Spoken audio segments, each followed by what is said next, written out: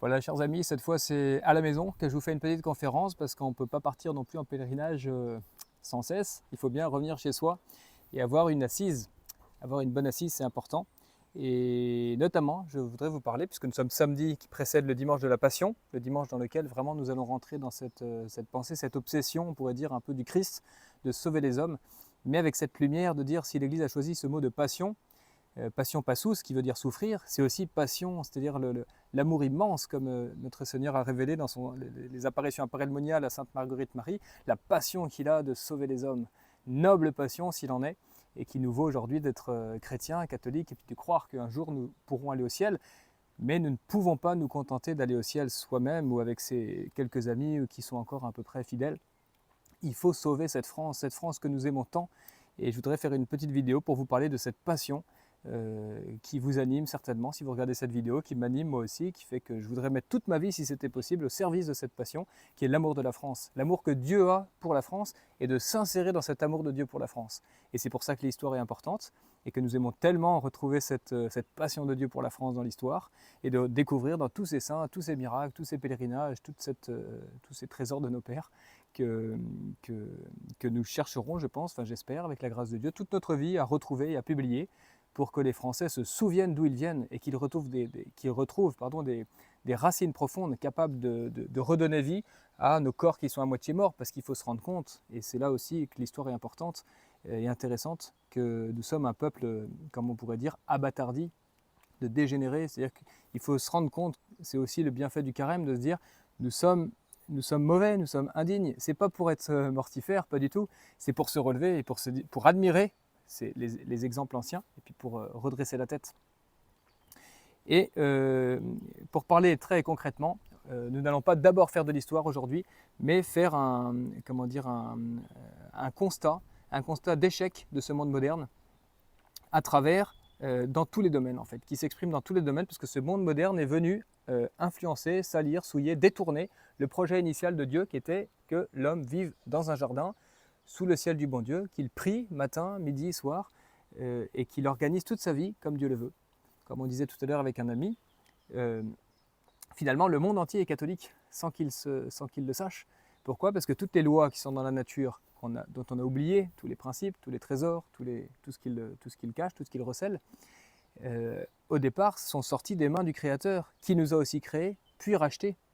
Et donc, plus nous allons rentrer dans cet esprit catholique de nos pères, plus nous allons pouvoir faire la symbiose, faire la connexion avec cette création et avec nous-mêmes pour recréer ou retrouver plutôt cette écologie qui est d'abord catholique et qui est royale, comme nous allons le dire dans un instant. Et puis je parlais avec un autre ami qui lui aussi, tous les deux sont agriculteurs et souffrent, comme beaucoup je pense d'agriculteurs, de la situation dans laquelle on les a mis. Et à savoir de faire rentrer le monde paysan, l'agriculture, dans cet esprit moderne dont on voudrait parler aujourd'hui. Et donc de les lier, par exemple, aux banques, en faisant des emprunts. Bah oui, pour acheter un tracteur, ça coûte 100 000 euros ou 150 000 euros. Personne ne peut, un paysan n'a pas cette somme à disposition. Et donc toute sa vie, d'avoir cette épée de Damoclès, de rembourser son prêt. Et comment faire? Est-ce que c'est inéluctable? Beaucoup regrettent, voudraient sortir du système. Est-ce que c'est une utopie de penser qu'on puisse un jour sortir de ce système? Je pense, avec la grâce de Dieu et le modèle de nos pères, qu'on peut retrouver cette expression qu'un ami m'a dit comme ça, on était en train de creuser pour planter des pommiers, et il m'a dit c'est dommage, parce que la France avait un modèle français à exporter dans le monde entier. Et c'est le modèle américain et anglo-saxon qui a prévalu. Et ce modèle, en fait, n'a qu'un but, c'est la production pour vendre, la vente pour l'argent. Voilà, c'était Dieu ou l'argent, on a préféré l'argent. Et étonnez-vous aujourd'hui si tous les jours il y a un agriculteur en France qui met fin à ses jours, tragiquement. Que c'est triste. Mais que ça peut être plein d'espérance si on retrouve ce modèle français et qu'on l'applique à aujourd'hui. Donc nous avons trois projets en fait. Donc faire le constat de l'échec de ce système actuel, où soi-disant on allait produire plus, gagner plus, être plus heureux, etc., faire plus de choses. Non, en fait on est rentré, c'est le tunnel. Et jusqu'à sa retraite, l'agriculteur il est pris comme ça par son travail et pour rembourser son emprunt. Donc ça n'a pas donné les fruits escomptés. Deuxièmement, pour retrouver dans l'ancien temps, est-ce que dans l'ancien temps on n'a pas eu des principes, des manières de faire qui étaient plus conformes à ce que Dieu veut et à ce que l'homme désire, à savoir, oui, travailler, mais pas toujours travailler plus pour gagner plus, travailler suffisamment pour pouvoir s'occuper de sa famille, s'occuper d'autre chose, de politique, d'une association, que sais-je, rebâtir sa maison, et que ça reste dans des proportions humaines. Et puis et donc retrouver à travers toute cette chrétienté admirable que nous découvrons dans ces vieux livres, eh bien, faire ensuite le pont, le passage, comment appliquer les vieux principes d'autrefois à notre monde d'aujourd'hui tout cassé, tout déglingué, qui est en train de s'effondrer, mais qui peut prendre encore du temps à se déglinguer. Vous entendez les cloches, c'est Notre-Dame de Pontmain qui nous rappelle son intervention chaque jour. L'après-midi, une volée de cloches pour annoncer pour le chapelet, qui est ici. Et c'est aussi en l'honneur de son intervention, il y a un peu plus de 150 ans, qu'elle est venue sauver ce beau royaume de France qui périssait sous les assauts des Prussiens, qui n'était que le bâton de la colère de Dieu pour châtier notre satanique république, satanique dans son essence, comme disaient nos anciens du 19e siècle qui avaient bien compris ce que c'était que la Révolution. Et donc ce modèle français, retrouvons et c'est aussi pour ça que je me disais que c'est important d'avoir cette assise, parce que nous sommes une religion de l'incarnation, et hélas, depuis longtemps, les Français ont fait de la religion quelque chose d'intellectuel, quelque chose de cervical. Et donc nous avons perdu cette manière d'être catholique, ce modèle d'être catholique, qui était que les catholiques, c'est pas d'abord un catéchisme. Donc le modèle catholique, c'est pas d'abord quelque chose une doctrine à recevoir et puis à transmettre. Bien sûr que c'est ça, mais l'essentiel, c'est de plaire à Dieu. Et donc c'est de rentrer dans cette alliance avec le bon Dieu. Et tout à l'heure, nous parlions aussi de ce carême, comment voir l'ascèse qui nous est demandé, les pénitences, etc. Est-ce qu'il faut se priver du meilleur chose? Et cet ami nous disait, c'était très juste, il disait, c'est pas tellement se priver du meilleur pour lui, son carême, c'est se priver des choses qui l'alourdissent, qui le font descendre en fait dans ce monde moderne, qui fait que chaque année, on est pris, nous aussi, on va aussi au supermarché comme tout le monde pour aller faire ses courses, et pourtant on regrette, on ne voudrait pas, parce que le supermarché, c'est le monde moderne.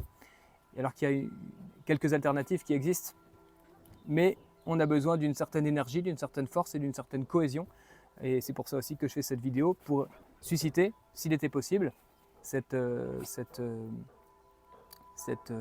réveil dans les esprits et dans les cœurs, de se dire il y aurait une autre manière d'être français, une manière plus cordiale, avec ses voisins, avec les gens qu'on rencontre, avec les gens qui travaillent dur la terre, pour les récompenser, et non pas récompenser le système de la finance. Et c'est difficile parce que le système de la finance a des appâts, et en particulier les prix qui sont bas, et avec une qualité qui parfois en plus est pas si mauvaise. Et pourtant c'est mauvais parce qu'on est complice de ce système contre lequel je pense les catholiques devraient un jour se réveiller. Mais on a peu prêché sur ces sujets. Et je voudrais vous faire part aussi de cette semaine de quelques lumières que j'ai eues en travaillant sur les racines, sur ces apôtres de Gaulle du 1er siècle qui ont apporté la foi à nos pères. Et est-ce qu'ils n'ont pas un message là à nous donner? Et le premier message, à mon avis, c'est de faire la connexion dans l'esprit des Français entre l'Évangile, l'histoire du Christ, l'histoire de la révélation de Dieu sur la terre et notre histoire de France. Et en une semaine, j'ai compté, il y a au moins 4 ou 5 touches que donne la liturgie, la vie des saints, etc., qui font cette connexion.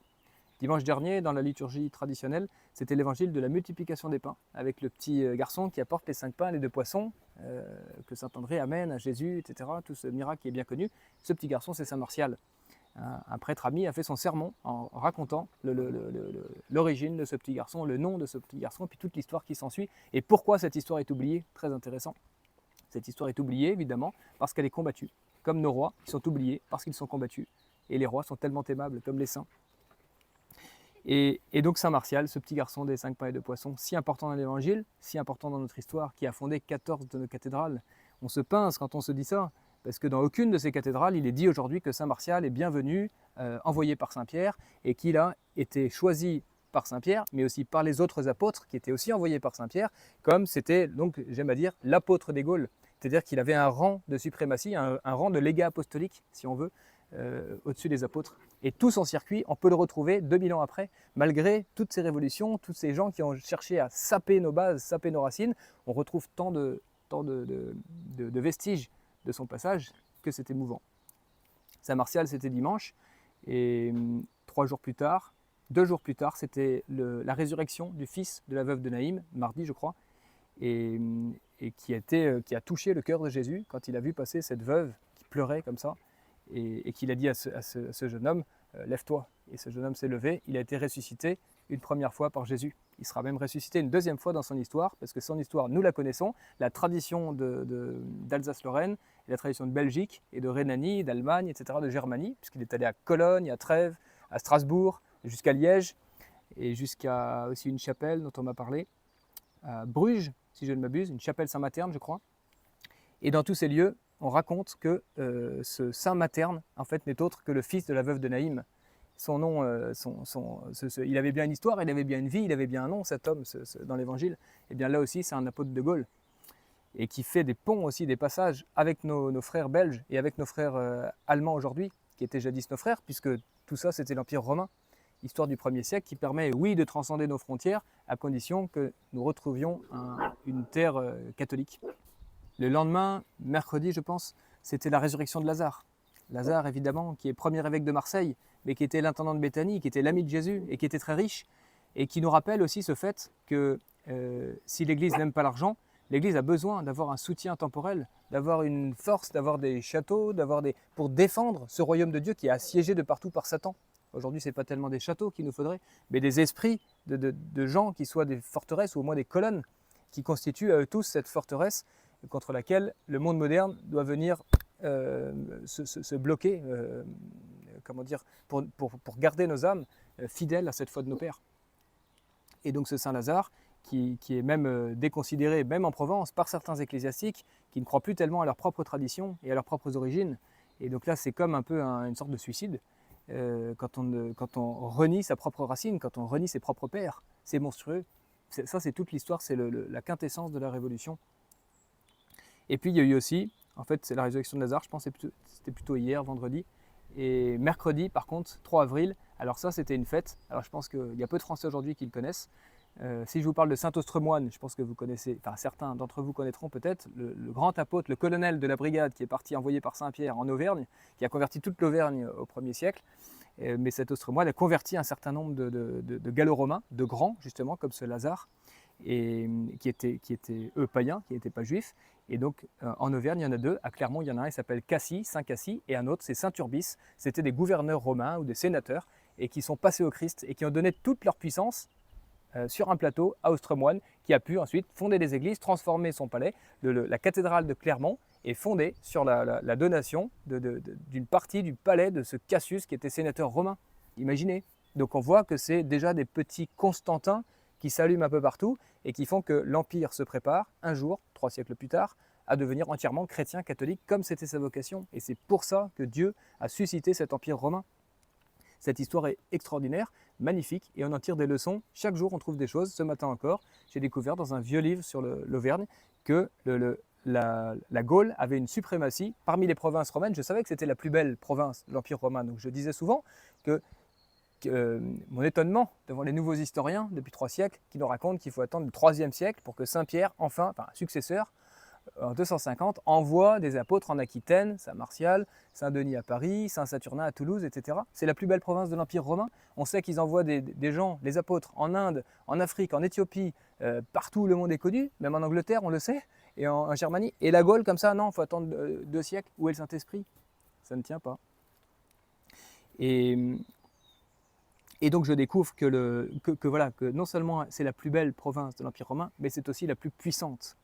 Et quand on dit la plus puissante de l'Empire romain, c'est à savoir que les provinces entre elles n'étaient pas égales du temps de l'Empire romain. Et le gouverneur de Gaule, écoutez bien, c'est vraiment un choc, eh bien, avait puissance et autorité sur le gouverneur de Grande-Bretagne et le gouverneur d'Espagne. Donc en fait, en germe, dès le 1er siècle, avant le baptême de Clovis, toute l'histoire qui va suivre, on a déjà en germe la fille aînée de l'Église, qui est la France, qui était la Gaule alors, à ce moment-là. Et de la même manière, on peut remarquer que si c'est vrai qu'il y a des apôtres du 1er siècle en Espagne, en Angleterre, en Allemagne, enfin en Germanie, etc., le nombre de personnages de l'Évangile qui sont en Gaule, les amis les plus proches, les reliques les plus importantes, se trouvent toutes concentrées d'abord en Provence et ensuite dans toute la Gaule. Toutes nos cathédrales Saint-Étienne, nos cathédrales dans l'ordre de la Sainte Vierge qui conservent des reliques vraiment extraordinaires. Et donc cette histoire, nos racines nous permettent de renouer, non seulement avec notre histoire de France, comme beaucoup de gens aujourd'hui voudraient le faire, mais avec le Seigneur, mais avec le plan de Dieu sur le monde qui passe par la France. Comme disait Monseigneur de Lassus, Dieu veut sauver le monde par la France, et la France certains ajoutent, comme saint Pédis, par la Bretagne. Et la Bretagne, par des gens qui retrouveront la foi de nos pères. Et pour que tout ça ne soit pas du chauvinisme, eh bien, il faut ouvrir cette Bretagne à la France, cette France au monde, et non pas faire des cloisons étanches de gens qui pensent comme nous. Donc, c'est l'heure, je crois, aujourd'hui, d'avoir ce souci de l'évangélisation et de remettre nos pas dans les pas des anciens pour retrouver cette flamme qu'ils avaient, que nous n'avons pas, ou pas encore, que nous voudrions avoir, et que nous supplions ces saints. Donc, pour le coup, c'est saint Turbis, mercredi, qui est le successeur de saint Austremoine sur le siège de Clermont. Et en plus, petite parenthèse, mais qui peut-être en consolera certains quand on tombe dans le péché, c'est pas facile de se relever, dit saint François de Sales. Il a écrit un petit livre qui s'intitule L'art d'utiliser ses fautes. Et en 2 mots, il explique que quand on tombe, on peut presque rendre grâce à Dieu du fait de tomber, parce qu'on a la main de Dieu, qui est une main de miséricorde, qui est sur nous, pour nous relever, puis pour repartir. Parce que dans la vie de saint Turbis, figurez-vous, c'était un homme marié comme beaucoup de gens à cette époque-là, comme les apôtres, et qui se marient naturellement, Dieu béni. Et puis un jour, Jésus passe, ou Austremoine passe, et puis ils comprennent qu'il faut tout quitter, il faut laisser, même la femme, il faut faire le sacrifice, les enfants sont grands, etc. D'un commun accord, et bien on passe au Christ et on sert Dieu tout entier, 100%. Et puis saint Turbis fait ça. Et il avait tellement bien fait cela que saint Austremoine l'avait choisi pour son coadjuteur. Quand il partait dans ses missions en Auvergne, il laissait Urbis dans sa ville de Clermont. Et puis saint Austremoine meurt et Urbis continue à administrer parfaitement son diocèse. Il était plein de zèle, etc. Mais il faisait tant de fruits que le diable s'est vengé un petit peu de cet homme de Dieu, et lui a tendu une embûche telle que ce pauvre homme, ce pauvre qui est devenu un saint, est tombé. Et donc il s'est servi de sa femme, qui restait toute charmante, toute chatoyante, qui est venue, et ils ont consommé ensemble. Et une fille a été le fruit de cette union qui allait contre la promesse qu'il avait faite de ne plus jamais consommer, de vivre comme frères et sœurs, même ils étaient complètement séparés, et qui nous rappelle, encore une parenthèse, pardonnez-moi, que le célibat ecclésiastique n'est pas une invention tardive du Moyen-Âge. Dès le 1er siècle, il y a quantité d'histoires de personnes qui vouent leur célibat au Christ pour se donner tout à Dieu, et que jamais un évêque ou un prêtre n'avait de relation avec sa femme. Soit il vivait en frères et sœurs, soit la plupart du temps, il se séparait, madame allait au couvent, et puis lui servait l'église. Et c'était beau, c'était spirituel, et c'était tout à fait possible avec la grâce de Dieu. Et Dieu a permis que la grâce de Dieu se relâche quelque peu sur ce pauvre Urbis, donc qui tombe, mais qui se relève, qui a continué sa charge, mais qui a transformé son palais en une cellule d'ermitage avec des pénitences effrayantes qu'il a fait. Et quand il a senti que la colère de Dieu s'était appesantie, que sa pénitence était accomplie, eh bien il a eu la consolation de voir sa fille venir lui demander la permission de rentrer dans un couvent. Elle s'est faite religieuse, et c'est lui-même qui lui a donné l'habit à sa propre fille. Donc ça, c'est la merveille de la miséricorde de nos histoires, qui ne sont pas tous des héros de la foi, comme Austremoine l'était, mais vous voyez qu'il y a aussi des exemples de gens que sainte Thérèse aimait bien, parce qu'elle nous aide à nous relever nous aussi de nos propres fautes. Donc voilà pour saint Urbis. Et puis encore un mot sur cette histoire, mais on n'en finirait plus. C'était juste pour vous faire une espèce de vidéo de réconfort en ces temps qui sont difficiles, pour vous dire que nous sommes pleins de joie, pleins de zèle, et que nous rencontrons plein de gens ici à Pontmain, des jeunes, comme cet agriculteur là qui a un projet de modèle français. On ne sait pas comment ça va se faire, mais on voulait vous en parler, vous en communiquer tout de suite pour le mettre dans vos intentions de prière. Et se dire, par exemple, on a eu cette idée de se dire pourquoi est-ce qu'aujourd'hui, un agriculteur qui veut commencer, plutôt que de faire un emprunt de 100 000 € pour acheter une ferme, pour acheter un tracteur, pour acheter que sais-je, il ne commence pas petit, pour aller exploiter tous ces jardins de gens qui dorment chez les gens, parce que les gens n'ont plus le courage, n'ont plus la force physique de s'occuper de leur jardin. De commencer par faire le tour de ces jardins, de constituer comme ça un réseau de relations de gens qui sont participants au projet, c'est-à-dire qu'ils l'aident en lui confiant son terrain gratuitement, en échange de quoi ils auront quelques produits, évidemment, de la terre, mais pour créer ce monde qui n'est pas fondé sur le profit et l'argent, mais qui est fondé sur l'amitié, sur les relations, sur la confiance, et sur le fait de vouloir que notre terre soit plus belle, soit plus harmonieuse. Et à ce moment-là, il n'y a plus de question d'engrais, d'idéologie écologique. Non, c'est la bonne entente des Français qui ont ce souci de retrouver l'art de l'ancien temps, et qui était si beau, et qu'aujourd'hui on n'a pas tout démoli, puisqu'il existe encore des gens qui peuvent faire ça. Et pour ceux qui sont en ville, eh bien, de savoir que ça existe et que les campagnes peuvent être la source, le réapprovisionnement de nos villes d'une manière peut-être plus cordiale. C'est pourquoi, jadis, quand il y avait ce chemin de fer qui émaillait toute la France, eh bien, les campagnes étaient décloisonnées. Donc c'était criminel d'avoir fait ces grandes autoroutes qui vont d'une ville à une autre et qui ignorent et qui méprisent et qui gênent en fait toutes ces campagnes parce que c'est tous les camions qui passent partout. Tandis que ce chemin de fer, il permettait d'aller mettre son carton d'œufs de la ferme ou de produits de la ferme. On mettait ça dans le train, c'était réceptionné, ça arrivait en plein cœur de la ville par quelqu'un qui vendait ça au marché. C'était les produits du marché, c'était les vrais produits de la ferme locale. Et donc ce modèle français, il s'inspire aussi de tout ça. Et puis de nos rois, c'est pour ça que j'ai mis un petit peu derrière le baptême de Clovis avec Sainte Clotilde, parce qu'avec cette onction du premier de nos rois, c'était ce modèle-là que Dieu voulait, avait créé avec Adam et Ève, qui avait été tout cassé aussi par le péché originel et tout ce qui s'en est suivi, et qui a été restauré par le Christ, et ensuite mis en application en grand par ce saint évêque, cette sainte reine, grâce à qui ce saint roi devint le premier, et à mon avis, il me laisse personnel, le plus saint de nos rois, en tout cas le plus souillé, le plus méconnu, quoi. Et qui est si aimable, ce cher Clovis, et qui sillonnait les campagnes. Et là aussi, il faudrait qu'on retrouve toute cette histoire de nos rois mérovingiens, qui n'étaient pas à Versailles comme Louis XIV. Eux, il faudrait faire l'étude de savoir le nombre de villes, de villages, de campagnes qui gardent le souvenir du passage du roi avec sa cour, à cheval, etc. Il s'est arrêté, il a vu un ermite, il est rentré dans cette auberge, il a prié dans l'église, comme je lisais là il n'y a pas longtemps, Pépin le Bref, qui est en Oraison, en Auvergne, figurez-vous. Et puis à ce moment-là, il y a l'abbé de Mozac qui vient lui demander le corps de Saint-Austremoine. Le roi lui dit, écoute, il y a quelques jours, j'ai eu la vision de Saint-Austremoine en plein ciel comme ça, qui m'a conduit mystérieusement vers l'abbaye de Mozac. Je ne savais pas de qui, de quoi, je ne comprenais pas. Et l'abbé de Mozac vient lui demander son corps, qui était vénéré, mais vénéré sans dévotion, sans flamme, à Volvic, à l'abbaye de Volvic. Et le roi comprend que c'est un dessein de Dieu, et il accompagne l'abbé de Mozac à Volvic. Il récupère le corps de Saint-Austremoine, et sur le trajet entre Volvic et Mozac, je ne sais pas combien il y a de kilomètres, il faudra qu'on fasse l'étude, il a pris lui-même sur ses épaules, comme Saint Louis plus tard, il s'est chargé du fardeau glorieux du corps de Saint-Austremoine, qui est toujours aujourd'hui à l'abbaye de Mozac.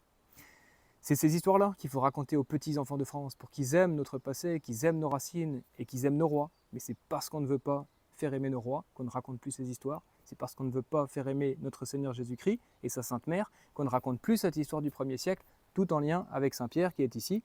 Et c'est aussi un hymne que je voudrais faire en l'honneur de Saint-Pierre, puisque tous ces apôtres, Austremoine, Martial, Denis, enfin c'est par un successeur, mais peut-être une vingtaine ou une trentaine d'apôtres ont été envoyés par Saint-Pierre de son vivant quand il était à Rome pour nous en Gaule. Et il y a même une tradition, je l'ai encore lu ce matin, qui dit que Saint Paul, Saint Luc et Saint-Pierre sont venus en Gaule, ils sont passés par les Gaules. Soit quand Saint-Pierre était en Angleterre pour aller installer Aristobule, le frère de Saint Barnabé, soit simplement parce que quand il était persécuté à Rome, nous savons qu'il a fait des tas de voyages, il est reparti en Asie, mais en Asie c'est loin, et ça c'est attesté. Mais sur les côtes méditerranéennes, c'est rien pour Saint-Pierre à cette époque-là. Surtout qu'il y avait beaucoup de convertis, comme le sénateur Pudence à Rome, qui pouvaient lui offrir un navire, des moyens pour circuler rapidement. C'est comme ça qu'il est reparti au concile de Jérusalem, avec quelques miracles, il est vrai. Et voilà cette histoire de France, avec la Sainte Vierge, Saint-Pierre, donc notre Seigneur, qui est aussi sur la croix, et puis ses premiers rois, ses premiers évêques, ses premières reines, toutes ces histoires que nous sommes tellement gratifiés par le ciel, non seulement d'avoir eu ces histoires sur notre territoire, mais de les connaître encore, de trouver dans des vieux bouquins tous ces récits, parfois même ces réédités sur certaines. Mais ce qui est réédité, je vous assure, c'est peut-être 2%, 2 ou 3% d'autres histoires qui sont tout aussi merveilleuses, comme cette histoire de Pépin le Bref avec le corps de Saint-Austremoine. Quel film on pourrait faire, quel choc en fait, quelle réconciliation entre ce 1er siècle lié à notre Seigneur et nos rois. Voilà, et donc voilà, c'est notre projet. Mais notre projet avant tout, c'est d'avoir nos âmes attachées à notre Seigneur et à la Sainte Vierge, et de profiter de ces 15 jours qui nous séparent de Pâques, pour passer à travers cette épreuve de la Passion, qui est notre épreuve aujourd'hui de l'Église, de la France, qui traverse aussi la Passion, mais de le faire avec une flamme, avec une joie, une espérance, une lumière, qui est que de toute façon ils peuvent faire ce qu'ils veulent, c'est les rages de l'enfer qui s'excitent, mais ils ont déjà triomphé, ils sont déjà au ciel, il y a déjà un beau bouquet, c'est déjà un petit peu Pâques, Et le Seigneur l'avait prédit. Ne fallait-il pas que je souffrisse pour entrer dans ma gloire? Ne fallait-il pas que la France souffrisse tant et tant, et que l'Église souffre, mort et passion aujourd'hui, pour entrer dans sa gloire? Donc croyons, accrochons-nous à notre chapelet, à ces apparitions, révélations de parémonial de Fatima. Aujourd'hui, c'est le premier samedi du mois. Ayons à cœur de consoler le cœur douloureux et immaculé de Marie, qui souffre de tant d'ingratitude, de tant de mépris, de tant d'outrage. Et puis ne versons pas non plus trop dans ce qui est noir, mais gonflons nos cœurs d'espérance, d'amour, par cette histoire de France et par ces projets que nous vous proposons de vous associer par la prière, par la pensée, puis peut-être, avec la grâce de Dieu, par l'une ou l'autre de vos idées ou de votre concours, s'il plaît à Dieu. Voilà.